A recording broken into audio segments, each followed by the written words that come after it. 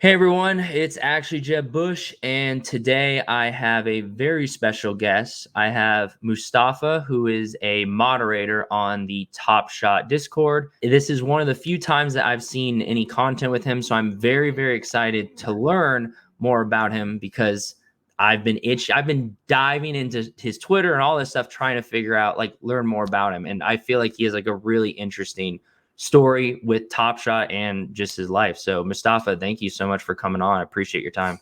I appreciate you, Jeb. I'm glad to be here. Yeah, I haven't really been in that many interviews, many content, but I've been in the shadows a little bit. You're kind of Yeah. exposing me right now. Yeah, no, I'm glad more people get a chance to kind of see what you're about. I think when I did the interview with Dumbo, a lot of people hadn't seen his face or heard his voice, and a lot of people really like that. And I think it's cool for more people to put a face to these people that they're screaming at in the Top Shot Discord before they go at them a little more. I think it helps people humanize you guys a little more and not just think of you as a robot that they're whining to constantly. I mean, If I you, hope no one thinks of me as a robot. I try to be I try to build relationships, try to build friendships. That's my main goal in being in community is try to build a real community environment, a fun Mhm. environment, a positive environment where everyone wants to be a part of and where we can support each other and just keep building and growing. That's sick. That's sick. So first of all, what is your job like at Top Shot? Like what's your official job title and what does all of that entail? Because I know Top Shot's a pretty small company still, so I know you're probably wearing a lot of hats. So how does that go? So right now I'm currently a community rep for the Discord. But I do a lot of various stuff like blogs, if we activations like Twitter trivia, I pop in the Reddit, stuff I try to do as much as I can to help where I can help, and if I'm needed, then I'll do whatever I can to do my best and succeed. So that's part of I'm just think of me as a Swiss Army knife. Nice, nice. Yeah, I mean, that's as someone who I work at a very small healthcare technology company, and I have my hands in 20 different projects at all times. So it's the same thing when you're working for a small company. You got to be flexible and just kind of if someone needs to get something done, you got to be the first one to step up and do it because there's not a lot of people to do it. And So but I do want to say from when I started in March to where I am now, we have grown a lot in employees. We've grown a lot in numbers, and community team used to be like 3 times less than what it was now, and it's crazy how much we're growing, how fast we're going. that's crazy. Did you start as a volunteer like some of the people did, or were you hired on? I How did was that hired work? on. Okay. I didn't start on as a volunteer. I was first a collector though. I used to see the volunteers in the chat and stuff, interact with them. But Mhm. I didn't really get to meet them until I came on as a community rep, and then that's where I used to talk to all the previous red names, all the awesome people that used to help moderate the channel. Big shout out to them. They used to do a great, great, great job. Interesting. So how did that work? Did you just apply for the job, or were you reached out to and they're saying, "Hey, we know you're pretty involved in Top Shot and passionate about it and really understand the product." Like, how did that work out? So actually, I went out of my own way and applied for it because I saw Top Shot. I was like, I love this and I need to be a part of this ASAP, like no matter what. Mhm. So that was just my main goal was just to get a part of it. Interesting. So I know you said you were a collector first, and you really really loved that. So what was that like being like, oh, if I get hired by Top Shot, then I stop being a collector, my account's frozen. Like, did you weigh those options? Were you debating about it? Like, how did that work out? I definitely weighted those options, but at the end, an opportunity to work for Dapper honestly, I saw it as I believe in this company and I want to work for them, and all the moments I already have, that's just part of my journey to get here, part of my journey to get where I am and never look back. Yeah, I mean, it's forcing you to have diamond hands, which is kind of a cool thing in a sense, since you can't buy or sell. So can't be emotional about that. But yeah, I always think that's super interesting because a lot of the people, maybe not so much now, like the newer people that are just getting hired, but a lot of the people that originally started with Top Shot or that work for Top Shot started as collectors, and talking to so many of them, both in person at Vegas and then I've been doing interviews and DMing with a lot of Dapper employees. It's so interesting how they're like, yeah, it sucked. I had to get my account frozen and just give that up because I see all these packs that I won and all that.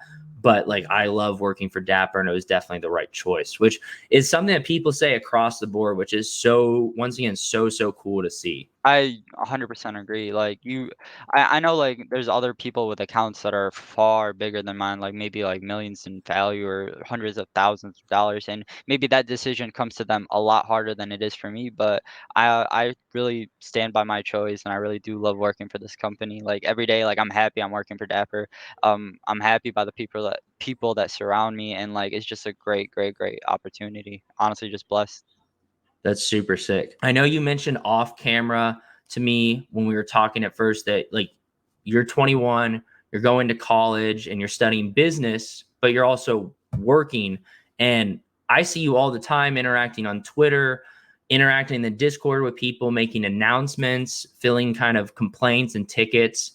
And then you're doing a lot of stuff behind the scenes that a lot of people might not be aware of, like and running the Twitter account, going on Reddit and answering questions, going to meetings and other conversations I'm sure that we're not aware of. So how are you able to balance that? How are you able to be so available and do such a quality job of work consistently while going to college and keeping up with your studies and all that?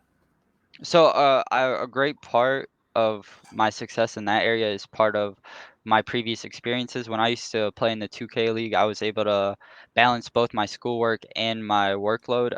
We used to have practices from 10 to 11 to 6 p.m. So, Mhm. that 8-hour range, that 9-hour range, like I'm here for it. And, when you're really passionate and love the product, those hours fly by, honestly. Like, I can go into Discord at like 3 o'clock and then log off at like 9 o'clock. Like just whoa, like what just happened? Like I've just been talking to people all day, and adding on a lot of community reps also has been helping. Mhm. Areas into coverage where we have a lot more wide coverage now, to where like if you log into a Discord, most of the time you will see a green name, you will see whatever time zone you're in, honestly, as well. So that's a great part of it. Also, like weekends help me a lot to catch up on projects, or weekends help me to nail down stuff I need to do or prepare my week ahead. So Mhm. I just try to be as prepared as I can, and try to be as successful as I can with the results. Dude, that's super cool. I mean, good for you because yeah, you just turned 21 in June, and I think you got to be the youngest person at Dapper Labs because when I went to Vegas, I met up with a bunch of people in the community, like a bunch of collectors who are like a part of Team Hold, Hmm. and I was the youngest person there by quite a bit. I'm 27, and everyone there was in their mid 30s or older. And then I met a bunch of people at Dapper, and everyone was in their mid 30s and older. And I was just like, wow, like I thought I would have met like some people more my age, and obviously there were like some people that were in line at the Top Shot booth that were more my age, but yeah, I was surprised being like one of the younger ones. So I can only imagine being 21 and talking to all of these people too. So what is that like? I mean, how do you feel like you get a lot of like knowledge and like gain a lot of valuable information working with people who have like much more experience in this field and all that? Yeah, I think being in this position at this young age is honestly one of the, biggest like advantages I have. And they're all like surrounding me, and they're all able to help me and guide me and give me wisdom. So I really appreciate every single person on around me, like in that company, that helps me succeed, that helps me strive, that helps me learn. And that's something that I'm going to keep pushing to do. Being at a young age enables me to have a really good head start, and it really allows me to be in the right place at the right time and to just continue growing. Like I look at myself, like every year I grow up, like Top Shot's growing up with me. Like Yeah. I'm right here. I'm right with it. Yeah, dude, especially when you're 21. I mean, I'm not that far from 21, and I remember how much changes 21 to 22. And yeah, Top Shot is so young, it's growing just as quick. So it's once again just hats off to you for keeping up with your own life and keeping it all together and keeping up with Top Shot and continuing to do such a quality job as your role, I'm sure, evolves quite a bit and you have to take on all these new challenges and projects. Like I mean, having to deal with Dumbo alone, like you should get some sort of medal for that. So respect. So you mentioned earlier, and this is something I was super interested in because I did a pretty deep dive on your Twitter, and I saw that you were on like esports team for NBA 2K, and I was like, Whoa, that is so cool. So can you tell me of like how that happened, your backstory with that, and like what that turned into for you? So growing up young, I love video games. I used to play Madden all the time. I used to play COD. I used to play every single video game I can. Like I'm big video game connoisseur, I guess. And I picked up on 2K, and I was, that was one of the best games I could play. Like I used to score like nobody. I used to I used to just I was like that, all right? Yeah. You So, had the like, growing up sauce. You had the yeah, sauce. I was saucy. So, from, age, 15 from age, 15, 16, 17, 18, I was one of the best players in the world, like, in 2K. Wow. And, going into my 18th birthday, that's when the 2K League was announced going into my 18th birthday, so I wasn't able to really, be a part of it. But the next year, though, I was like, "I'm gonna be a part of this no matter what, and I'm gonna be Because 18." you had to wait till you're 18 to be in the 2K league, Exactly, right? like, if Okay. a college player has to play 1 year before they can declare for being drafted, so you have to be Yeah. 18 before you Yeah, can yeah, yeah. something like that. But overall, honestly, went into the draft, got drafted first round, pick 14 by the Mavericks, Mavs Gaming, and, My it was a guy. great 2 years. We made playoffs 2 years in a row. I had a wonderful experience on that side, but honestly, being a part of Dapper is just, it's another surreal experience on its own. So did you give up being in the 2K league to work for Dapper? Was that an exchange you made, or did it kind of just the timing happen to line up? The timing just happened to line up. It was part of it, but, there's no chance I was gonna be able to do the 2K League and be able to do, Oh, yeah. at the same time. Both require their own, commitment, both require their own Yeah. specifics. Yeah, plus school on top of that. I mean, or you can just do Plus what I school do one. and I didn't even forget. I yeah, forgot about school. that old thing, college, like no big deal. Yeah, what about college? Yeah. Or you could do what I do and just not sleep. That's always an option too. I I've been trying to get my naps in lately. I know when I talked to Dumbo, he really liked basketball, but he wasn't the biggest NBA fan. Is that the Mhm. same for you? Or like, I know you play a ton of 2K, so I'm sure you're at least very familiar with players, but is there a team that you follow? Or you have any favorite players, any favorite stories or anything like that? No, literally my favorite team, the Cavaliers, and my favorite player easily. Actually, it's not easily. I don't know. It's kind of hard. Now, I was thinking about it. It's usually Kyrie Irving, and a lot of people are like, "Whoa, why Kyrie Irving?" And I'm like, "Cause Kyrie Irving's cause that's when the start happened, the start for the championship, the start to Yeah. where we got our first ring. I don't Cleveland has never had a ring since 1950 in any major sport, football, baseball, Yeah. basketball, until 2016, and that was the year I was in Cleveland. I was watching the game live. I watched all 7 games, 3-1 comeback. It was literally one of the greatest moments of my sports, life, honestly. I would not trade that. I just need the Browns to win a Super Bowl, and, my life's complete. Damn. That's Yeah. how Cleveland's built loyal. We're built loyal. When we won and I was at the parade, high-fiving Kevin Love and all that stuff, we Dude, were that's so literally sick. 3 million people filled up downtown. That's insane. I would never think of that in my life. Yeah, no, Wow. I watched it. I watched it. First of all, it was one of the I'm someone who's historically been kind of a bit, I don't know if I'd say a hater of LeBron, but not a fan of LeBron. Mostly because like just from the beginning of his career, people would compare him to Kobe and try to convince me that he was better than Kobe. And I was like, Mhm. shut up. Like, stop. But watching that run and that 3-1 comeback was amazing. Like I cried when like the Cavs won because you could just see the emotion on LeBron's face and that huge weight off of his shoulders, and that parade watching that was amazing. I cannot even imagine like actually being in it and getting experienced it, dude. That's like a once in a lifetime No, experience. It's literally, so sick. surreal experience. I remember every moment. Kyrie's 3 over Curry, LeBron's block, chase down block on Iggy, Kevin Love clamping up Curry in the last possession. Yeah, Everything, literally everything. LeBron James hugging Kevin Love at the end of the game. Literally 2 seconds left. Doesn't matter. We're up by 4. Doesn't matter what shot you take. We won the game. Let's go. dude. Like the That's so announcer. sick. Oh, man, it's just amazing. Yeah, no, so I'm diehard Kobe fan. My first basketball memories are the three-peat with Shaq and Kobe, which is like so special. Like there's not a lot of people that get to say that, and that's incredible. And then when Kobe 2008, where we lost the Celtics in 7 games, and then 09 and 10 when we won it, like I still get goosebumps like watching the fourth quarter of Game 7 against the Celtics. Like, Honestly, watching that back even now is probably even more emotional because oh Kobe's not yeah, with us anymore, RIP to the GOAT, yeah, but Like, Kobe was insane, one of the best scorers ever in the NBA. I don't wanna Yeah. bring up this discussion, but I think Kevin Durant's the best scorer in the NBA. That's my hot take. Like Best of all scorer time of all or right time, now? of all time. I think that's fair.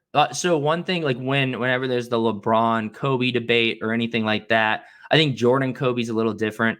But when there's LeBron Kobe, Durant Kobe, or anything like that, I always am like, yeah, you can make different arguments. Like Durant may be a better scorer than Kobe. He's taller, he's longer, he's like extremely athletic. He 7 has all foot. these he has all these advantages. Same thing with LeBron. He's this huge like monster. There's not a lot of people that can match up with like that. But in my opinion, Kobe is the GOAT when it comes to winning. Mhm. LeBron can put up stats. Durant could score better than anyone else, but Kobe is all about winning. He put up 81 points to win that game. He put up 63 and three quarters against the Mavs to win that game. And he sat out the fourth quarter because they didn't need him to win. They didn't need him to put up more points. Big So Kobe guy. yeah, I'm a diehard. When Kobe died, like I cried for a week. I was so sad. That was Yeah, literally one of the worst when Kobe retired, like I cried like also. literally Like one of the worst sports moments, like, ever, but dude, so painful. And it was just it was there was a certain like beauty to it, seeing how much like he really meant to like the city of LA and all that stuff. Cause I don't know. I never thought a celebrity's death or like someone I didn't meet like could ever really affect me. But that one hit home. And I mean, he was like the only idol I've ever had, just because like his work ethic and him just kind of like he's the reason I'm like where I am. Like a big reason why where I am now in life is because like I learned that work ethic and all that from him. Okay, so I know like obviously you're very boots on the ground when it comes to Top Shot. Like you really are interacting with so many users. You probably know what users like and don't like a lot better than some of the higher ups at Top Shot. And as a result, I'm sure you have a lot that you could say about that. And I was just wondering, do you get the platform and like the space to communicate that to people who are higher up and maybe a little more removed from Top Shot, and like someone like Roham who's looking at Dapper? He's not looking just at Top Shot. He's looking at Dapper full picture. Are you able to communicate some of these things that you see and get those heard by the right people, you think? 100%. Being being on Dapper, it's a lot of opportunities being on NBA Top Shot, especially like in meetings. You're given a lot of opportunity to bring up, major flags, major concerns, and your voice is heard. And like, if you saw Austin's tweet today, a concern was about Yeah. listing your moments by accident, or even like with first confirm and adding in a next confirm. So we saw like what a couple collectors would post one of their favorite moments ever for such an incorrect price. And now we added in double feature where you have to click confirm twice. You got, are you sure you want to sell this? So Yeah. stuff like that. And we're able to like just voice that out. We're able to talk to the right people. They do give us the opportunity, they do give us the platform to speak up. And honestly, like, it's really great how they do listen to us and how they do take our concerns. I'm pretty sure Dumbo can touched on this in his last podcast, but he made a great effort when he first came in as community rep, and he led the charge on a lot of things. And shout out to Dumbo. That's super cool. Yeah, no, that feature, I saw that and I was like, that feature's it's something that's so small, but that makes a world of difference for a user's experience. Because I mean, your ultimate goal is for users obviously to not Sorry. get burned. You want them to enjoy the product. And like just saying, hey, like, are you trying to sell too quick? Like you have to check this box before you can hit the button again. Like I thought that was so cool. And once again, just the attention to little details like that make all the difference in the world, like long term. Like I know people on Twitter and stuff can get so focused on these big things like, oh, when's rake back, when's run it back, like stuff like that. Like they're like, this is what will save Top Shot. When are you going to turn the marketing machine on? I think all these little tweaks and you guys just taking your time to make sure everything is perfect. Like that attention to detail is crucial to the long-term success of Top Shot. So that's so cool to hear that like it's coming from the bottom up and it's not Top Shot just trying to kind of plug holes as they see them.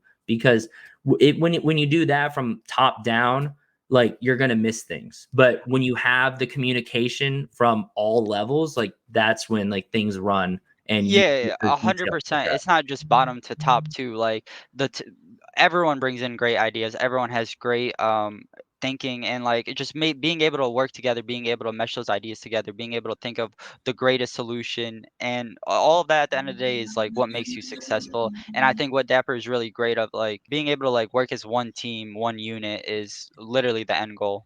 And the results, success, hopefully is for the beneficial success of the community. Nice, nice. Can you scoot over a little? You're like your face is the other way. Sorry. There My you go. bad. Every time I'm on, like, No, I you're feel good. so bad. Hold on, keep this part in. Yeah, To anyone watching this, I'm buying a new camera and I'm going to fix the quality, I'm going to fix the brightness, I'm going to fix whatever, and I yeah. apologize. No, I you look apologize on great. like being half in, I apologize on being half out, being like this, like, I'm sorry. Dude, no, you're chilling. Soon you and me will be streaming 2K like on 4K cameras. It'll be great. Let's Yeah. go, let's go. Let's go. So one thing I brought up to Dumbo, and this is something I really want to purposefully address whenever I interview someone, especially from Dapper, is I think Top Shot collectors kind of have a history of being a little impatient, whining about certain things, saying, kind of diving a little too deep into the weeds and saying, and dissecting every little thing that someone like Jacob or Roham or Dumbo says. And I think it'd be really cool whenever I do one of these interviews to just ask other Dapper employees. Like, I work at a tech company, so I understand how much goes on behind the scenes to make things happen. And I mean, a good example is the finals, the NBA finals game you guys did. You guys didn't throw that together last second. There obviously was months of planning to make that happen, but obviously users don't necessarily see that. So I was wondering if you could maybe just highlight some of the hard work that goes into Top Shot every day that maybe the users don't see front facing, and even just like shout out one or two people that you think just go above and beyond consistently to make Top Shot what it is right now and to push Top Shot forward. Yeah, honestly, like, if I could shout out the whole Top Shot team, I literally could. I'll go name by name, shout them all out. But, Except like Dumbo. Except Dumbo. except Dumbo. No, I love Dumbo. That's one of my guys. He's So, great. coming in from being, like, here from March, like, like, Uzman, who laid down a great foundation, like, being one of the first community reps, like, Uzman was there before all of us. He helped bring me in. He helped, like, teach me the ropes when I first started. And then, like, Luke came in. Luke came in, did an amazing job. I'm talking strictly community right now. Luke Mhm. came in, amazing job. Helped create a lot of things, helped push a lot of things. And then now we have Zach, now we have Rob, now we have CJ. Like, so many amazing people, and all their personalities are amazing. All their work ethics are really well. And like, I want to shout all of them in because all of them came in and they're all like passionate. They're all hungry. And then throughout my whole time here at Top Shot, I've been surrounded by Candy and Jacob, who are both amazing community managers and leaders. Candy, who did an amazing job with the WNBA. I don't think many people know that, but she is amazing. Jacob, who's been in the spotlight, in the public view for as long as I can remember, who's handled it really, really, really well. And he's been just one of the best for us. And, just shout out to everyone on community, honestly. Yeah. No, I feel Jacob definitely gets a lot of undeserved heat because he'll say something and people just tear it apart and pick it up word by word and they're like, no, you said that. Like, just let the guy talk a bit without ripping him apart for every little thing. Like, living under such a microscope has got to be hard, and it's impressive that he just is able to keep going when I know in the past there's been some heavy criticism heaped on him, and some of it fair, but some of it a little more malicious and unfair. And just the fact that he's able to keep pushing, you got to have respect for that. I mean, Jacob always wants what's best for the community, and I hope the community knows that. That's how everyone at community wants it. We want the best for community. We want the best environment. We want just a great, great, great like relationship with our community members to where you can come into the Discord and I can just say hi to you, and we can kick it off with a conversation to where we can be friends in the Discord. It doesn't matter how many people there are, 200,000 people, 250,000 people. You can like message me and I'll still respond. That's how I want to treat it. That's how we all want to treat it. And I think that's why we're going to continue on being successful and continue on being one of the leading pathways in NFTs. Nice, nice. Well, you heard that, Dumbo. Respond to my DMs because you clearly have time. So You heard it from I mean, Mustafa. I'm not saying we're gonna respond to every DM instantly. There's still 250,000 people, but we're gonna do our best to reply to every single DM we can. That's a Yeah. fact. No, and I mean, all jokes aside, like seeing you guys interact in the Discord and just pick things up and answer questions and direct people to the right resources, like I said, it's impressive, and you guys are seem to all be on Discord 24/7 dishing things out, and it's like, geez, when do these people like sleep or eat or like do anything besides like they're like going above and beyond? And I I definitely see it, and it's really, really cool to see. And it's one of the things why I love Top Shot so much is because I know the people behind it are passionate. Like this isn't some money grab. This isn't like a bunch of people just kind of doing their jobs. Like it's a bunch of people who love basketball and who love this product and really want to see it succeed and want to get people excited about it. And that was something that I really, really saw at Vegas was and getting to talk to like the Top Shot economists and getting to talk to Austin, Just a some other great people. addition, yeah. Yeah, no, Great addition. great people, super smart, very passionate and aware of like the product and want to give the best product to people and help people fall more in love with basketball, which I mean, that's so, so cool. If you were to summarize it, like, why do you love Top Shot? Why have you decided to become such a crucial part in it? Why do you go above and beyond every day to help people out? Why do you love Top Shot? Why are you so passionate about it? I love Top Shot. I love basketball. Being able to own moments of like one of the greatest basketball players in the world, able to own your favorite team's moments, and all like doing it from like from my computer chair right here. Like I can do all of it, and it's literally amazing how you get to literally watch plays happen. I've also like been a fan of like Ultimate Team modes throughout my whole like gaming career, like Mutt, FUT, my team, and all those like they brought me into collecting, I would say. Hmm. But those like you play with your the cards you pull in those games. But here you Yeah, watch the moments live and you own those moments and you own those moments forever. And all those other previous Team game modes, you own those moments for just that year. Like it doesn't yeah, matter. Like the yeah, next year, all those cards that you pulled, whatever. But here, like when you're pulling your moments, you own it forever. It's on the blockchain. Everything's visible. Like I just love Top Shot. yeah. No, Big Top as someone who's grinded for some Kobe cards and a couple 2Ks, just when the next one comes out and I download it and I start playing it, I'm just like, oh, like can any of these carry over? Like I need some of these like these Kobe cards or like I want to say I had a McGrady card that I really loved in 2K20. And yeah, so even if that got implemented in the future into 2K or some sort of Top Shot thing, like that would be huge. And I think that's one of the reasons that I am so excited about Top Shot long term is because the possibilities really are endless. And I you agree. you see like a lot of companies, including 2K, trying to catch up. Like 2K is now like, oh, you can buy Crocs in 2K22. Like that doesn't I don't think that happens if Top Shot doesn't come around and kind of say, hey, like we're just scratching the surface here and the possibilities are endless here. And there are a lot of companies who are looking at that and being like, we should probably start offering some more possibilities because like we don't want to get left in the dust. And I think that's really, really cool how Top Shot has already just pushed so much innovation. And once again, I mean, you guys are still in beta. Your team is expanding so quickly. Like once again, I mean, I'm very excited about Top Shot. It's one of the reasons why I make content about it because I can't shut up about it. So before I let you go, one last question I have is do you have any like horror stories? There's a lot of good, there's a lot of great things about Top Shot, but has there been anything? Oh, like Top Shot horror stories. I thought Yeah, you yeah, were talking yeah. about my Top Shot personal horror life. stories or oh no, no, no, not just yeah, you have any ghost stories you could tell us real quick? But like Honestly, maybe I something. bought I bought Anthony Edwards for 2.5K. Oh wow. Wow. Ouch. Sounds It's rough. fine.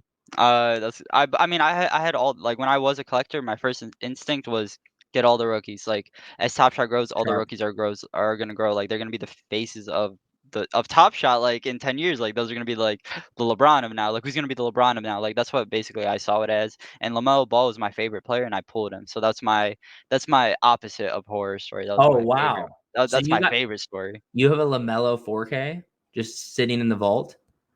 Number 379, I think, if I remember right. Wow. Yeah, it was my first pull ever.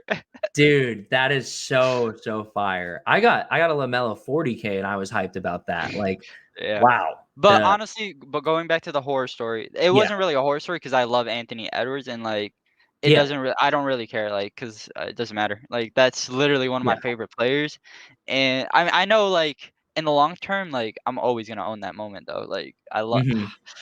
I Yeah. wish I could own the dunk on Watanabe, or I can't I don't I think I said that wrong, but I wish I could own that dunk. That's, like, the dunk of the year. Dude, that dunk is filthy. Like, it's arguably the best dunk on Top Shot. I think the only ones that are kind of like rival that is like the John Collins dunk on Embiid is like insane. I have that one. I love that dunk. I'm trying to think. There's like one or two more. I mean, I guess the LeBron Kobe tribute. Yeah, no, I think that Anthony Edwards dunk is insane, and it'll be super interesting to see like where he goes from here. I'm very interested in him and Halliburton, a couple of the people who are at the top, and even a couple of people who kind of like coasted on the radar. I'm really interested to see how Killian Hayes plays this year. I think Detroit will be super interesting because they're not going to be good, but there's a lot of rookies that they're just going to be throwing out there and being like, hey, like show us what you got, which will be really cool. I agree. So. I'm so sorry about my camera. This is No, dude, probably you're fine. You're fine. This is not some high level production. Yeah, I'm excited for Series 3. I'm excited for all those new rookies coming out too, so that's gonna be a lot of exciting. I appreciate you for having me on the podcast though. Yeah, dude. No, this has been great. We'll have to do it again. This has been a great Hopefully a conversation. different camera. Yeah, yeah. But like I said, even like when I was going through your Twitter, I was like, whoa, there's a lot of interesting things to ask this guy about. And like that's what I love is just being able to talk to someone and hear like their story and kind of learn like what drew you to Top Shot and like Yeah, your we can background definitely talk before. another time. Definitely. Yeah, I'm with it. dude, that'd be super Part sick. 2, part 2. Like and subscribe for part 2. Yeah, like and subscribe for part two. But yeah, dude, thank you so much for taking the time to come on. I think a lot of people will really appreciate just kind of getting to hear from you and like put a face to the name. I think that's always something that's really cool. And hopefully we can do this in the future. So really appreciate your time. I But appreciate you for letting me come on here, and I appreciate you for, letting me speak. Just, just chill, fun, chat. I had a good time. Wouldn't mind doing it again. dude, I'm so glad to hear. We'll definitely have to do it again. So hope everyone enjoyed watching this. Please feel free to like, comment, and subscribe. And until next time, me and Mustafa are out. Peace out. Please clap.